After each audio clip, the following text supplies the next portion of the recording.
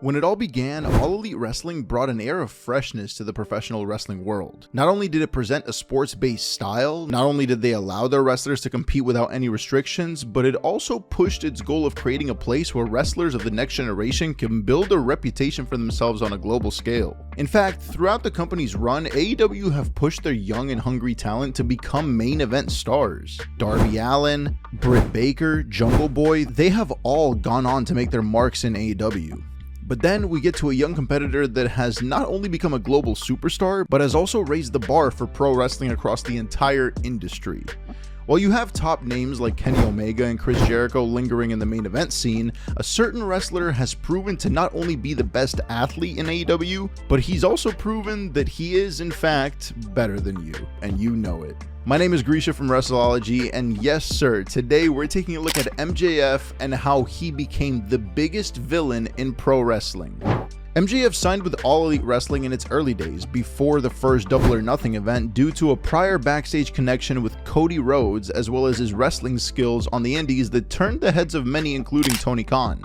He debuted in the Casino Battle Royale as a heel for the promotion, constantly belittling and talking down to his opponents, and he was definitely given a lot of love from AEW during the match, as many of the major spots throughout it involved MJF. He was even one of the two final competitors in the match before ultimately being eliminated by the eventual winner, Adam Page. At the following pay-per-view, however, MJF's feud with Page would continue as they both took part in a fatal four-way. However, before the match, MJF took to the mic to cut a scathing promo on the crowd. For many, this was their first exposure to Max's mic skills, as his natural charisma made fans simultaneously lean forward in their chairs while also hating every word coming from his mouth. But despite talking a big game beforehand, it would once again be Page who walked out of the four-way with a victory. At Fight for the Fallen, the final pay-per-view before AEW Dynamite's debut episode, Maxwell would finally earn a victory alongside Shawn Spears and Sammy Guevara in a six-man tag team match. But now AEW's unofficial launch into the stratosphere would start with the launch of AEW Dynamite, their weekly show on Wednesdays, and MJF spent little time establishing himself, as he would quickly start himself an undefeated streak by defeating Brandon Cutler. The following week, however, fans were shocked to see MJF actually turn face for the first time in AEW, as he aligned himself with Cody Rhodes, saving him from a targeted assault by Santana and Ortiz. From there, Max would stand alongside Cody, even accompanying him to ringside during Cody's match at All Out against Spears. But while Max was quietly earning victories in the background, Cody Rhodes had quickly earned himself a shot at the AEW World Championship.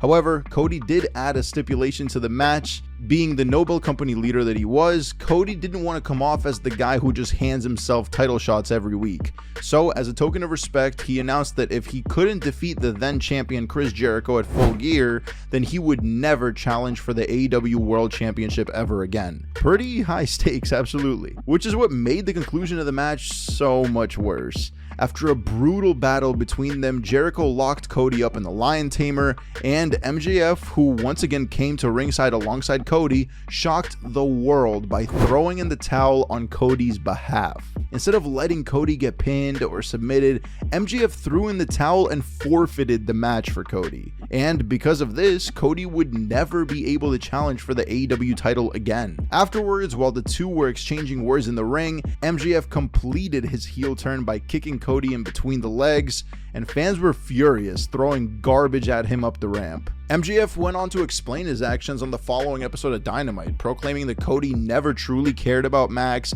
and only wanted to hold him down. Whether that's true or not is up for debate, but MJF felt used by Cody, and he would also ironically decide to get himself a personal bodyguard to use in the debuting Wardlow. This behemoth immediately took everyone's attention, and alongside MJF, Wardlow was in a great position coming into the company. And MJF's fast rise up the card would only continue over the next few weeks as he continued to win matches. Most notably, he won the Dynamite Diamond Ring after winning the inaugural Dynamite Dozen Battle Royale, but after being presented the ring by the family friend of Cody's, Diamond Dallas Page, MJF would actually meet in the ring with DDP during a six-man tag team match at Bash at the Beach that Max's team team ended up winning. While all this was happening, Cody would continue aching to get his hands on Max, but with Wardlow hanging around him, it was hard for Cody to ever successfully attack MJF. So MJF agreed to a match at AEW Revolution with Cody, just as long as Cody was able to agree to his conditions. 1. In the build-up of their match, Cody was not allowed to attack Max. 2. Cody would have to survive a steel cage match with Wardlow. And 3. Cody would have to take 10 lashes with a leather belt on live TV. Of course, Cody agreed to these conditions, and after having a stellar cage match with Wardlow, the first in company history, Cody received his lashings in one of the most uncomfortable segments in AEW history. 10 brutal lashings creating welts all along the body of Cody, courtesy of his one-time friend, Maxwell Friedman. But it was all worth it for Cody. At Revolution, he finally got his hands on MJF. However, in the end, it was MJF who picked up the victory after punching Cody in the face with the Dynamite diamond ring on his hand. Following this, MJF would take more of a backseat role as Dynamite soon went into the 2020 pandemic. Yes, with fans gone, so too was MJF, who wouldn't really appear in the ring until the weeks leading into Double or Nothing. And this return came with the intention, as he announced that his next goal would be to challenge for the AEW World title. But Max was obviously not the only one going after the championship, so at Double or Nothing, MJF squared up with another rising star in AEW, Jungle Boy. There, MJF would once again steal the victory as he rolled up Jungle Boy for the pin, grabbing onto his tights for leverage, but Jungle Boy would get revenge on Max the following week on Dynamite, eliminating him from a #1 contenders battle royal. So the match was set for Fyter Fest. To end the feud, Jungle Boy would team up with Luchasaurus to take on the duo of MJF and Wardlow, and in the end, it would be Jurassic Express who ended up actually getting the win. But despite this minor setback, MJF was still determined to become AEW champion. After all, the guy had never been pinned nor submitted by this point. And knowing that, MJF would begin his campaign to take the title away from Jon Moxley. Acting like a politician does when running for office, he started questioning the very company he was working for, blaming Moxley for the state of the promotion despite AEW still riding a hot streak of successful shows. However, the streak of hot victories for Max would soon come to an end as Moxley was able to successfully defend his title against him at All Out, handing Max his first loss in singles competition. But this loss wouldn't halt Max's momentum, because in the following weeks, MJF would actually look to find himself a friend in fellow top heel Chris Jericho. And to win over the champion, the two would agree to meet for a rather interesting steak dinner. This musical segment felt lifted right out of the theater, complete with choreographed dancing, showgirls, and inside jokes throughout. It's truly unlike anything else you'll see in the world of pro wrestling, but after this amazing segment, the two would end up agreeing to a match at Full Gear, and because of MJF's victory over Jericho, MJF and Wardlow were allowed entry into Jericho's Inner Circle faction, and MJF's friendship with Jericho only grew from here, with MJF throwing a birthday party for Chris the following episode of Dynamite. Almost immediately upon his introduction into the group, the Inner Circle started to slowly drift away from its original goals though. Following MJF's second Dynamite Diamond Battle Royale victory, he started getting closer with Jericho as the two qualified for a tag team title shot against the Young Bucks at Revolution. It was easy to see that he had started replacing Jericho's right-hand man, Sammy Guevara, as the #2 guy in the group. And this tension between Sammy and Max would just escalate over the next couple of months, with Sammy even attacking him backstage. But remember, MJF was also preparing for his tag title match at Revolution in the middle of all this drama. So, with tensions at an all-time high in the Inner Circle, MJF and Jericho walked in as a defying duo against the Young Bucks, but they were unable to walk out with the titles as the Young Bucks hit the Meltzer driver on Jericho for the win. On the following episode of Dynamite, the group had an in-ring meeting to discuss their future. There, Sammy Guevara played footage of a secret meeting that took place earlier that day between MJF, Jake Hager, Santana, and Ortiz, where the four made their plan to kick Jericho out of the group that he himself helped build. But it was all a ruse, as the group all turned their attention to MJF and collectively kicked both him and Wardlow out of the Inner Circle. But the twists just kept piling on top of each other, as in the same segment, MJF would introduce a new faction, consisting of Wardlow, MJF, Shawn Spears, and FTR. This new force in AEW brutally assaulted the Inner Circle, and thus began a faction war between the Inner Circle and the Pinnacle. And after weeks of verbal jabs and on-screen attacks, the two factions would finally brawl inside the confines of a blood and guts match, AEW's answer to War Games. And after a chaotic affair, the Inner Circle would shockingly end up surrendering the match after Max threatened to throw Jericho off the top of the cage, which of course he did anyway, with Jericho crashing to the floor below. The following week though, Jericho shockingly returned to challenge Max to another match, and at Double or Nothing, the Inner Circle looked to get their revenge on the Pinnacle in a Stadium Stampede match. But unlike the previous year, the Inner Circle were able to get the job done with Sammy pinning Spears after a 630 off the top. But the feud between Jericho and Max still rolled on through Double or Nothing. The very personal war brought them to a table during a Road Rage special episode of Dynamite. There, the two signed a contract for All Out. However, this wasn't just a typical match contract. No, this one came with an added stipulation that Jericho had to defeat 4 separate opponents of MJF's choosing in the lead up to All Out, and if he lost to a single one of them, then the match would be cancelled. And if he did make it to All Out, Jericho would be putting his career on the line against MJF in their match. But of course, Jericho agreed to the terms, so he went up against the gauntlet. He took on and defeated Shawn Spears, Nick Gage, Juventud Guerrera, and Wardlow before finally getting his hands on Max. And at All Out, Jericho was able to keep hold of his career as he forced MJF to tap out to the walls of Jericho. However, following this loss, MJF would end up in a feud with a fellow 4-pillar member, Darby Allin. It was a feud designed not only around Max's typical all-too-real personal comments about Darby's past, but also around simply who was the best pillar in AEW. They questioned each other's skill in the ring, with MJF even claiming that he could beat Allin with a move as simple as a headlock takeover. And at Full Gear, the two had one of the best matches in AEW history, as the two almost match each other in skill level. And MJF knew this, so he decided to take the cheap way out by distracting the referee with Darby's skateboard, only to hit Allin with a Dynamite diamond ring. And to add even more insult to injury, MJF transitioned that punch with the ring into a headlock takeover, pinning him to earn the victory. And as the feud with Allin would fizzle out following their match, MJF would look to boast about his talents in the middle of the ring on the September 17th episode of Dynamite, but when he heard the iconic sound of Cult of Personality, he was flustered. The only thing he could think to do was offer a handshake to the veteran CM Punk. However, Punk did not return that respect, as he just simply left the ring, silencing Max without saying a single word.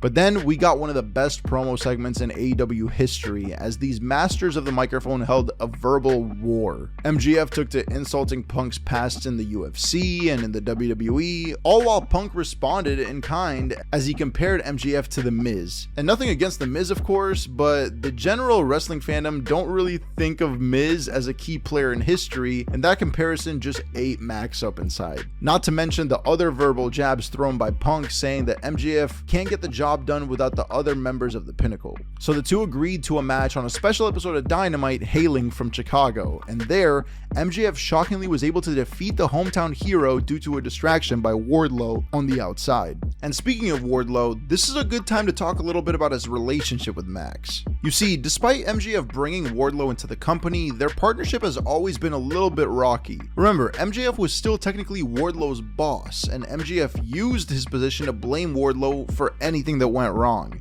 If MJF lost, it was Wardlow's fault. If he was attacked, it was Wardlow's fault. And for a long time, Wardlow would just take the abuse in order to keep his job in AEW. And following his assistance against Punk on Dynamite, you just know MJF had to be real pleased with his right-hand man.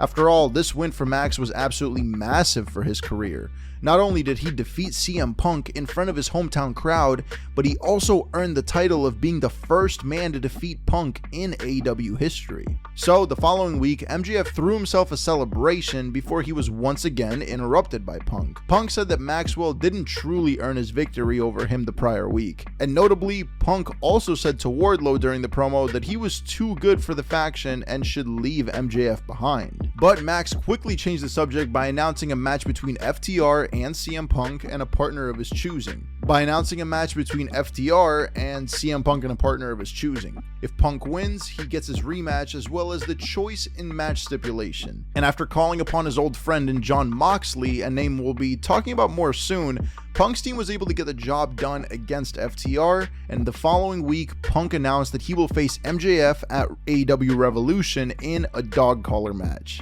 This has to be one of my favorite matches I've ever seen live. I am absolutely still flabbergasted that I was able to attend this event and watch this match in person. But it was going to be both men tied to each other, able to violently let out all of their frustrations with no disqualifications. Interestingly though, when MJF walked out onto the stage following the announcement, he looked almost scared by this match. He looked tired and pale, just full of dread. But then the week after, MJF dropped a bombshell of a promo. Instead of a hyper-realistic jerk of a character, we all got to see the man, Max Friedman, behind the character. During this promo, he talked about his upbringing as a young Jewish fan of CM Punk, and on the same day, his fellow students threw quarters at him as a way to mock his Jewish heritage. A young Max met his hero, CM Punk, at an autograph signing, giving him purpose in life. He continued on, though, talking about Punk's controversial departure from WWE, saying that Punk left him and so many fans behind. His hero had left him, and now Max had no choice but to turn those feelings of grief into the driving force of his career. Punk would soon meet with MJF again in the ring, consoling him as a mentor does to their protege. But MJF responded the only way he knew how,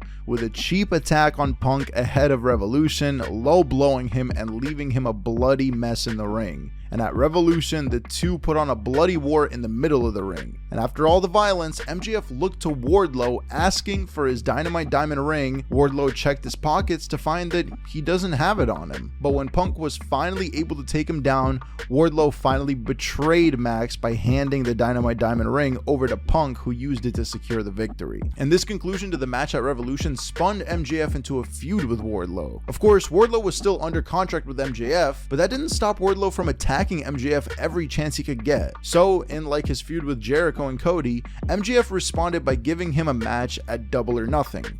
If Max won, then Wardlow would never be allowed to sign with AEW. But if Wardlow won, then he would be free of Max's contract. But of course, there were a couple extra stipulations in the lead up to the bout. Not only did Wardlow have to survive a steel cage match with Shawn Spears, with MJF as the special guest referee no less, but Wardlow would also receive 10 belt lashes from Max. But behind the scenes, a story would start to brew in the build up to Double or Nothing. During the weekend of the show, MJF no-showed a fan convention that he was previously announced for. This, combined with weeks of backstage reporting saying that MJF wasn't happy with his contract in AEW, led many fans wondering if MJF would even show up to Double or Nothing. There were even reports that said that Max had booked a flight to take him back home so he could no-show Double or Nothing as well. Nonetheless, the show started and kicked off with Wardlow defeating MJF after hitting 10 consecutive power bombs on his former employer. The following episode of Dynamite, however, Max instantly became the most talked about person in the company after cutting a scathing pipe bomb-esque promo on Tony Khan. MJF talked primarily about his contract status and the rumor from over the weekend saying that he should be getting paid more money. He also threw in a few threats to leave AEW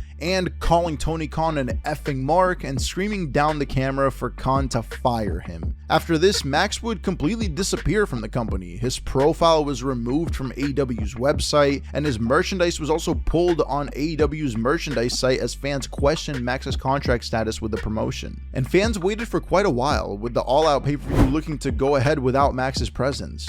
But during the casino ladder match, fans were left puzzled by the arrival of the eventual winner, whose identity was shrouded in mystery. Covered completely head to toe, this person climbed up the ladder and retrieved their shot at the AEW World Champion. And following the main event that saw CM Punk defeating Jon Moxley for the title, a video started to play on the Titantron, and there we heard a voice of Tony Khan on the phone himself before seeing the earlier masked figure reappear to take off his mask and reveal himself to be MJF. MJF then came out on stage staring daggers at the new world champion. But that match would unfortunately never happen between MJF and Punk. Following All Out, CM Punk and the Elite had a backstage fight that resulted in immediate suspension for all parties, and this also caused Tony Khan to strip Punk of his championship, holding a tournament to crown the vacant champion. At the end of the tournament, Jon Moxley won the title by defeating fellow Blackpool Combat member Bryan Danielson, all while MJF watched from the shadows. But the build-up to MJF and Moxley for Full Gear ended up being a rather interesting one for MJF's character. MJF, the guy who cheated in just about every single match he's ever had, was challenged by Moxley and manager William Regal to fight honorably. They claimed that MJF could never beat Moxley fair and square, and with Regal especially pushing Max to fight fairly. But at Full Gear, MJF would in fact cheat to capture the title. Well, the twist is that MJF actually had help in the form of William Regal, who handed him the brass knuckles to use on his now former associate to secure the victory. But while Regal may have been looking forward to a long partnership with Max, MJF had other things in mind as he immediately attacked Regal the following week on Dynamite. MJF used Regal to win the AEW title, and as soon as he accomplished that goal, he kicked Regal to the curb as Regal left the company shortly after to head back to WWE. MJF's reign would also quickly see him replace the AEW title, mostly with the same design but with a Burberry design on the strap to mimic his signature scarf. In the meantime, an eliminator tournament was held to see who would face MJF at the Winter is Coming event, and to many people's surprise, it was Ricky Starks who won the tournament. Ricky was on a huge hot streak around this time, with fans starting to recognize his talents in the lead up to Winter is Coming. Ricky even won the Dynamite Dozen Battle Royale, putting his own Dynamite Diamond ring on the line in his World Championship match. Alas, despite Ricky's best efforts, MJF was able to low blow and roll up Starks to retain the world title as well as win the Dynamite Diamond ring once again. But MJF was still the world champion and he still had a target on his back. And after his attack on William Regal, Bryan Danielson especially had a hatred for Max. You see, Danielson saw Regal as a mentor figure, with the two historically being very close backstage. So when MJF used Regal before immediately turning his back on him, Bryan took offense to that. Danielson also had a chip on his shoulder as he saw MJF as a disrespectful champion, telling him that his in-ring ability wasn't quite world champion level. So to combat this, MJF agreed that their match at Revolution would have a very special stipulation. It was the ultimate test of a pro wrestler. MJF and Bryan Danielson competed in a 1-hour Iron Man match, and the two put on a clinic of a match, with many fans agreeing that it was one of the greatest Iron Man matches in history. The story consisted of Danielson, one of the best in the world, using his elite level cardio to last the entire bout while MJF struggled to keep up. But following an hour-long fight, the two were drawn at 3 victories apiece as MJF tapped out to a half Boston Crab the exact second that the timer stopped. So the match went into a sudden death overtime where MJF hit Bryan Danielson over the head with an oxygen tank outside the referee's view, and then to add even more insult to injury, MJF locked Bryan in a label lock to secure the victory. MJF retained his title in one of the best matches in AEW history, but now fans were left wondering where this reign will go from here. Well, in the coming weeks, MJF would begin to cut promos on his fellow AEW pillars, Sammy Guevara, Darby Allin, and Jungle Boy. And because of this, a 4 Pillars tournament was announced with the winner challenging MJF for the AEW Championship at Double or Nothing. Sammy, Darby, and Jungle Boy were the only men involved in the tournament, but interestingly enough, MJF actually started buddying up with former rival Guevara, who he helped win the tournament. But due to Max's assistance in Sammy's matches, Tony Khan announced a tag team match where if Darby and Jungle Boy were able to defeat the team of Sammy and MJF, then the match at Double or Nothing would become a fatal 4-way featuring all the competitors involved. Of course, Darby Allin and Jungle Boy were able to get the better of their 4-pillar cohorts, and the match was set for Double or Nothing. For the first time ever, the AEW World Championship would be put on the line in a fatal 4-way match. But after a great display by Sammy, Allin, and Jungle Boy, it was MJF who stole the victory by tricking Allin into hitting a dive off the top onto the AEW title, before once again pinning him with a headlock takeover, just as he did their match at Full Gear 2021. But while MJF was dealing with his fellow 4 pillars, it was Adam Cole who was making his return to the ring before earning himself a few victories against the former world champion, Chris Jericho. And with these wins, Cole perfectly positioned himself into the title hunt, as his next target was MJF. The two fought on a special edition of Dynamite, with the two pushing each other to the limit. Ultimately, however, the match wouldn't have an ending as they reached a 30-minute time limit draw. And while Cole offered to continue the match, MJF predictably slithered out of the ring to hold on to his precious title, as he would continue to do through Forbidden Door, where he defended the title in a special high-profile bout against New Japan's Hiroshi Tanahashi. But when he returned home to AEW from the special Forbidden Door crossover event, MJF was greeted with unfavorable news. AEW had recently announced a blind tag team tournament where randomly put together teams would have to coexist and battle for a shot at the AEW Tag Team Championships. Well, MJF was stunned to find out that his randomly chosen partner was Adam Cole of all people. But this team has actually been rather an interesting one on the show. Over the next several weeks, the two would start to form a bond that excited the crowd. They started calling themselves Better Than You, Baby. Funny skits and a slow turn towards the light for Max made it one of the most fascinating acts on the show. They even won the tournament, letting their recent rivalry die as their friendship blossomed. Writing and making this video before the tag team title match, but I'm gonna be honest, this is one of the things that really got me into watching AEW on a weekly basis. MJF's small babyface run and partnership with Adam Cole has been absolutely awesome to watch, and while I do think they're going to break up during this tag title match, we'll see what happens, and that will probably set up a fight between MJF and Adam Cole at an actual pay-per-view. So far, this story has been amazing.